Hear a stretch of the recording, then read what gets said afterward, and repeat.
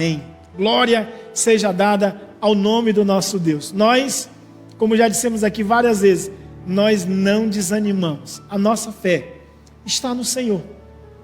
Sempre que o nosso coração é desafiado, em tempos como esse, nós voltamos os nossos olhos para Ele. Sabemos tudo aquilo que precisamos para nos mantermos em pé, unidos como igreja do Senhor, está nele. Você acredita nisso? Tenho certeza que sim. Queria te convidar para uma palavra nesta noite, palavra de Deus. Não há razão alguma para nós nos reunirmos se não for em torno dessa palavra. E mediante essa palavra nós ouviremos maiores instruções da parte de Deus. Queria te convidar a uma leitura no livro da Revelação chamado Apocalipse, o capítulo de número 3, versículo de número 11, carta de Jesus Cristo à igreja de Filadélfia. Jesus disse assim para aquela igreja: venho sem demora, guarde o que tens, para que ninguém tome a tua coroa. Que palavra gloriosa para nós. Eu não sei se você lê essa palavra ou ouviu a leitura dessa palavra com o mesmo ânimo que sempre que eu posso, eu a leio. É uma palavra de muita responsabilidade, é uma palavra de advertência, mas também uma palavra de orientação de um pai. Geralmente quando nós lemos o livro do Apocalipse, lemos essas cartas como que fossem advertências muito severas da parte de Deus. E na verdade o que está aqui no contexto dessas cartas é o reflexo de Jesus em amor pelo seu povo, pelos seus filhos. O cenário eram de igrejas já bastante estabelecidas, igrejas consolidadas pelos apóstolos ou por outros fundadores, e que na visão de Jesus Cristo estavam sob uma intensa ameaça. Jesus então, para deixar claro que ele não queria que aquelas igrejas se perdessem, ele começa a dar-lhes algumas advertências. E escolhe nesse cenário 7 igrejas. Dessas 7 igrejas, o que nós podemos constatar é que são cartas de amor. Cartas que Jesus escolheu para servir de modelo para toda a sua igreja em todos os tempos. Por isso, quando lemos as cartas do Apocalipse, o nosso coração não precisa ficar com medo. O nosso coração precisa intensificar seu agradecimento, sua gratidão e também o reconhecimento pelo tamanho do cuidado que Deus tem ao nosso respeito. Porque no fundo, essas cartas são cartas de amor. São cartas de um Deus que está velando pelo seu povo, velando pelos seus filhos, velando pela sua igreja. Por isso, quando ele traz essas advertências de que eles devem guardar-se, que eles devem ter cuidado com as heresias, com as ameaças que estavam naquele tempo, na realidade, são cuidados de um pai, cuidados de um Deus especial pela vida do seu povo. O texto bíblico, especialmente aqui, que escolhi para esta noite, é um texto muito significativo, tendo em vista esse cenário que nós estamos vendo, e tendo em vista também que o coração de muita gente não está nos seus dias melhores. Muita gente preocupada, muita gente atônito, olhando para todos os lados, buscando uma direção. Que direção nós precisamos tomar? Como deve ser o nosso coração? E o que na realidade Jesus está dizendo para essa igreja que ela precisa guardar? Você já pensou nisso? Você já pensou sobre o que nós precisamos guardar nesses dias onde todas as coisas parecem estar ameaçadas? Bem, Jesus sabia que aquela igreja estava passando por um momento turbulento. Se não estava passando, deveria passar, porque nem bem chegou o século 3 e essas igrejas não existiam mais. Essas igrejas, hoje, quando você visita aquele cenário ali da Ásia Menor, essas igrejas são de pura ruína. O que existem ali são alicerces. As igrejas ali se acabaram. Aquele cenário hoje em dia, quando você vê o cenário de evangelização mundial, ela tem pouca coisa a mais do que 1%. Portanto, aquelas igrejas não perseveraram, elas não guardaram. Por isso eu considero muito importante essa palavra de Jesus para nós hoje, de que nós precisamos guardar o que temos, para que ninguém venha e tome a nossa coroa. Anotei 5 coisas principais que nós precisamos guardar e por que temos que guardar. Não é apenas o que temos que guardar, mas por que Jesus está nos instruindo nesta noite a guardar o que temos. Em primeiro lugar, guarde o que você tem, ou devemos guardar o que nós temos, porque Deus vai requerer. Sabe, irmãos, uma das coisas que nós precisamos despertar em nosso interior nesses dias é que o que temos não é totalmente nosso, não é nosso. Precisamos então alimentar essa consciência de que temos recebido da parte de Deus dons especiais e uma missão especial. Portanto, isso que Deus está mandando que a sua igreja guarde aqui, precisa ser muito bem guardado, porque das nossas mãos um dia o Senhor vai requerer. Todos nós precisamos de um pouquinho de senso de responsabilidade e também de prestação de contas. Todos nós precisamos estarmos muito atentos, convictos de que um dia nós estaremos diante do Todo-Poderoso e vamos prestar conta de tudo o que nós temos feito. Às vezes nós temos até boas intenções, ou se não tem boas intenções, tem boas ações. O que está faltando para muita gente mesmo são boas intenções. Gente que se prontifica, gente que faz o que faz, mas motivado por um coração que sabe que um dia estará diante do Todo-Poderoso para prestar conta de tudo que fizemos. Por isso, sempre que eu falo sobre fazer alguma coisa para Deus, eu sempre oriento as pessoas a trabalharem sem economia e sem reservas, sem qualquer capacidade de proteger alguma coisa que não seja especificamente seu, com total resignação, abnegação mesmo. Uma vida que trabalha nessa perspectiva é de fato uma vida chamada de igreja. Uma vida que deu as costas para o mundo, uma vida que olha para Cristo, uma vida que a única finalidade é agradar aquele que nos chamou. Por isso, uma das orientações muito básicas para esses nossos dias é que nós precisamos guardar o que temos, porque de certo, com toda a convicção do nosso coração, um dia nós estaremos diante do Todo-Poderoso, todos nós. Rico, pobre, branco, preto, amarelo, pardo, índio, estrangeiro, qualquer que seja a sua classe, nós estaremos diante do Todo-Poderoso um dia. Como igreja do Senhor, nós estaremos ali diante dele para prestarmos conta de nossas atitudes, de nossas ações. Por isso não vale economia quando nós temos de fazer alguma coisa para o nosso mestre. Ele nos resgatou. A nossa relação com Deus é mantida porque Ele nos perdoou de todos os nossos pecados. O que nós temos que fazer então? Nós temos que entregar tudo que temos. Engajar tudo que possuímos, tudo que somos, por esse reino maravilhoso. Glória seja dada ao nome de Jesus. Por que precisamos guardar o que temos? Porque um dia Deus vai requerer. A segunda razão pela qual nós devemos guardar o que temos é porque não é nosso. Por mais que nós nos gabemos de inteligência, capacidade, habilidade, engenhosidade, a gente sabe que isso não é nosso. O fôlego de vida, o bater do nosso coração, o sangue em nossas veias, os nossos órgãos, essa mente capaz de entender mistério, compreender fórmulas matemáticas e tantas outras coisas difíceis, é puro dom de Deus. Por isso que quando você tem uma iluminação da palavra de Deus, para receber como direção de Deus para a sua vida, ou até mesmo uma palavra profética ao nosso respeito, nós sabemos que só conseguimos compreender isso porque foi Deus que deu. Então, por que essa recomendação é tão séria para nós nos dias de hoje? Nós precisamos guardar porque não é nosso. A habilidade, capacidade, inteligência, moção, isso não é nosso. Vontade não é nossa. Por isso, guarde o que você tem. Porque, em primeiro lugar, Deus um dia vai requerer. Em segundo lugar, isso não é nosso, não é seu, não é meu. Precisamos estar muito convictos disso aqui, porque os dons que Deus nos entregou são para serem usados para a sua glória.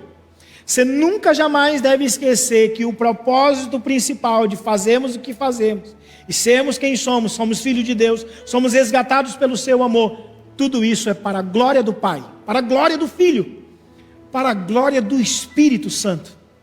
É para a sua glória. Nós nascemos e morremos para a sua glória. Bendito seja o nome do Senhor para sempre. Por isso, devemos guardar o que temos. Em terceiro lugar, precisamos guardar o que temos. Eu considero um dos pontos mais importantes para essa noite com você. Precisamos guardar o que temos, porque virá tempo difícil. A Bíblia, várias vezes, ela nos orienta quanto a estarmos preparados para os súbitos momentos que a vida cristã nos reserva. Quem abraça a vida cristã não está sentando-se num sofá e esperando confortavelmente a vinda de Jesus. Não, muitas vezes a vida cristã nos impele a momentos de muitas dificuldades. Perseguições por conta de nossa fé, calúnias e injúrias, difamações, zombarias, angústias. Nós passamos por esse momento, mas sabemos que tudo isso é o preço de se levar a vida cristã a sério. Por isso, quando eu digo para os irmãos, guarde o que tem, porque virá tempo difícil, Paulo, quando está dizendo as suas últimas orientações ao jovem pastor Timóteo, ele diz: Timóteo, sabe que nos últimos dias teremos dias trabalhosos. Sob essa perspectiva de que o nosso cenário não é o mais favorável, o nosso cenário não é o melhor que nós sonhamos, nós sabemos que precisamos mais do que nunca guardar o que Deus tem nos dado. Por isso, diante desse cenário, diante de uma pergunta tão básica, diante de algo tão extraordinário que nós temos diante de nós, qual tem sido a nossa fé? Nossa fé é verdadeira? Nossa fé tem se sustentado diante desse tempo de crise? Você continua animado, você continua convicto, você continua cheio de esperança, ou você já está mais para baixo do que para cima? Olha, precisamos guardar, porque a palavra de Deus sempre nos orientou de que haveríamos de passar por tempos difíceis. E além desse tempo difícil, outra coisa que nós precisamos sempre nos sustentar é o quanto Deus é cuidadoso com o seu povo, o quanto Deus nos preserva, o quanto a sua mão nos protege, o quanto o seu olhar nos guia, o quanto somos cuidados por Ele. Nós não podemos desanimar. É claro, você vai assistir um jornal pela manhã e ele vai te contar 1000 notícias ruins.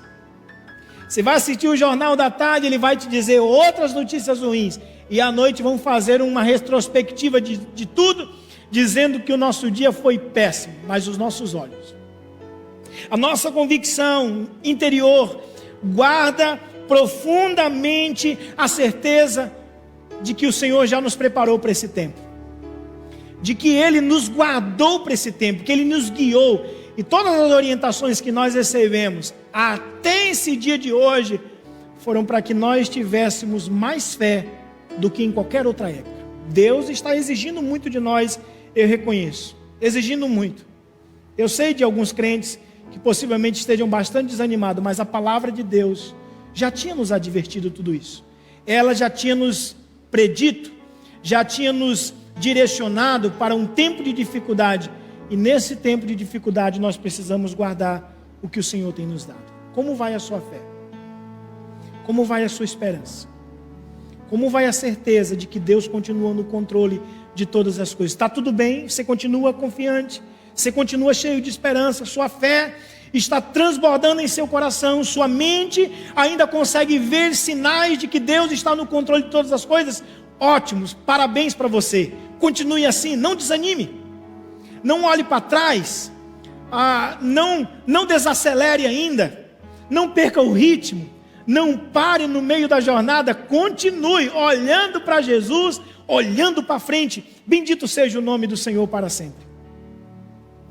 Além de sabermos que um dia Deus vai requerer, por isso nós precisamos guardar. Além de sabermos que o que temos não é nosso, por isso precisamos guardar. Além de sabermos que virá um tempo difícil, por isso ainda nós precisamos guardar. O quarto ponto dessa palavra desta noite é: Guarde o que você tem, porque Deus conhece os que são seus. Isso é muito importante. Deus sabe quem são os seus filhos. Deus sabe os que vão chegar ao final da corrida. Até porque queria que você gravasse essa palavra desta noite. Não existe prêmio para quem anda até a metade da maratona, como já foi pregado neste dia. Não existe prêmio. Não há louros para quem chega na metade da maratona. Não há pódio reservado para os que começaram e não concluíram. Não há premiações, não há certificados, não há diplomas para os que começaram e se desanimaram. A nossa esperança reside no fato de que Deus nos chamou e Ele nos chama até o dia da sua glória. Ele nos chama até o dia de estarmos diante dos seus olhos e vermos de fato como Ele é. Que bendita esperança! Que coisa gloriosa vai ser o dia em que nós estivermos diante do Todo-Poderoso. Não apenas para uma prestação de contas, não apenas para darmos conta de nossos atos, não apenas para avaliarmos a nossa atuação como cristão, mas para receber dele uma palavra de louvor dizendo: valeu a pena a gente ter esperado, valeu a pena ter passado pelo que nós temos passado, valeu a pena as lágrimas que nós derramamos, valeu a pena. Gosto muito de Henrietta Meyer, quando ela diz que quando Deus abriu o véu da eternidade e Ele nos mostrar tudo que está reservado para nós desfrutarmos eternamente, toda essa nossa vida de incômoda, de problema, não terá sido menos difícil do que uma noite num hotel sem cama. Você já foi para um hotel onde não tinha cama para você dormir? Eu tenho certeza que você se lembra, mas não é a sua melhor recordação, como também não é a sua pior. Pois bem, Paulo diz: a nossa leve e momentânea tribulação produz para nós um excelente peso de glória eterna. Portanto, tudo que a gente está passando aqui, quando chegarmos na eternidade, Deus mostrar para nós o que Ele tem preparado para os seus filhos, ora, meu irmão, a única palavra que poderá sair de nossas bocas será: valeu a pena. Valeu a pena a dor, valeu a pena a pandemia, valeu a pena a quarentena, valeu a pena a dificuldade, valeu a pena tudo, porque a eternidade vai arrancar os nossos suspiros, a eternidade vai ampliar as nossas exclamações, a eternidade preparada por Deus, nós não teremos nenhuma palavra para descrevermos tudo que está ali. Por isso João, quando vai falar do mar que encontrou ali, da terra, ele fala: eu vi um mar como de cristal. Eu não sei se é de cristal, mas ele é límpido, ele é transparente. Eu vi as ruas de ouro, porque se aqui na terra o ouro vale alguma coisa, lá na eternidade será apenas para calçar os nossos pés. Bendito seja o nome do Senhor para sempre. Você se alegra com essa esperança? Portanto, guarde o que você tem, porque virá tempo difícil, mas Deus vai nos coroar de glória e de honra. Quinta e última reflexão para esta noite: guarde o que você tem. Guarde o que você tem, porque Deus está no controle. Queridos, essas igrejas, como eu já disse aqui, elas não existem mais. Elas fracassaram. Elas morreram. Elas foram contaminadas por heresias, por falsos ensinos, por perseguições, e elas simplesmente não resistiram. Mas o que Jesus está nos dizendo nesta noite, neste dia, neste domingo de abril, é que nós precisamos guardar o que temos, porque todas as coisas estão no perfeito controle de Deus. Você e eu não podemos controlar um vírus, é verdade, mas nós podemos acreditar que todas as coisas, minúsculas e maiúsculas, macro, micro, todas as coisas que estão debaixo da terra, ou no céu, ou além do céu, no universo inteiro, todas elas obedecem criteriosamente ao controle de Deus. As estações estão sob o controle de Deus. Os tempos estão sob o controle de Deus. Os governantes dessa terra estão sob o controle de Deus. O que nós precisamos fazer? Guardar em nosso coração essas certezas. Guardar no nosso interior e em nossas mentes a convicção de que todas as coisas estão perfeitamente no controle de Deus. Deus não coça a cabeça no final do dia, perguntando-se como será amanhã. Deus não termina o dia com a camisa suada, dizendo bem assim, que dia difícil foi esse? Deus não. Ele descansa nas tempestades. Ele sossega em nossas lágrimas. Ele jubila quando nós choramos, porque o que nos atrapalha não atrapalha o Deus que nós servimos. Por isso eu posso perfeitamente compreender que para esta noite, para este dia, Deus tem dito para nós uma palavra muito especial. Guarde o que você tem. Eu encerro essa palavra de hoje com pelo menos 3 aplicações. Aplicações bem simples, eu diria. Bem simples. Eu diria para você, a partir de hoje, persevere. Por favor, persevere. Não desanime. Não diminua o seu passo. Não olhe para trás. Não sinta saudade do que já passou. As coisas que já passaram. Persevere. Avance a cada dia. Não sei qual é o seu ritmo, mas por favor, persevere. Continue agora, a partir de hoje, crescendo mesmo. Estabeleça no seu coração propostas espirituais para que você seja a cada dia um servo de Deus melhor, mais intenso, mais resignado, mais abnegado, mais doado mesmo, sem economia, sem reserva. Persevere a partir de hoje. Em segundo lugar, segunda aplicação, eu diria para os irmãos suporte. Eu não sou daqueles que talvez diga para os irmãos que daqui a pouco nós vamos estar com tudo normal, até porque não acredito que nós precisamos que volte à normalidade. Sua vida não foi um pouco chacoalhada nesses últimos dias, portanto, não está bom do jeito que está? E que tal se Deus nos deixarmos com a mesma sensação que temos agora e voltarmos à comunhão dos cultos, da igreja reunida, da igreja aberta, funcionando, os louvores, pregação, instrução bíblica? O que você acha disso? É isso que Deus está querendo de nós nesse dia. Portanto, a partir de hoje, além de perseverar, suporte profundamente o que vem pela frente. Suporte. Se vem perseguição, não sei, suporte. Se você ainda vai chorar amargamente uma dor, suporte. Suporte com fé. Suporte com a graça e com a confiança em Deus. Nós precisamos disso. Em terceiro e último lugar. Primeiro, persevere. Segundo, suporte. Em terceiro, espere. Sabe, irmãos, durante muito tempo, eu ouvi algumas mensagens de pregadores que sempre falavam de um tempo onde a igreja seria levada a desafios muito grandes. Nós estamos vivendo um tempo assim. Portanto, a minha última palavra para você nesta noite é: espere. Tem redenção para nós. Tem um agir de Deus ao nosso favor. Tem uma esperança que vai culminar naquilo que nós sempre acreditamos, de que Deus guarda os seus filhos, de que Deus protege os seus, e que Deus vai cumprir até o último segundo da nossa história, o que Ele nos prometeu em Mateus capítulo 28, versículo 20. Eis que estou convosco, todos os dias, até a consumação dos séculos. Se agradecido a Deus por tudo que está acontecendo, queria te convidar para uma palavra de oração. Nessa palavra nós vamos agradecer pelo que Deus está nos conduzindo, pela forma como Ele tem nos guardado. Vamos orar? Pai, te bendizemos.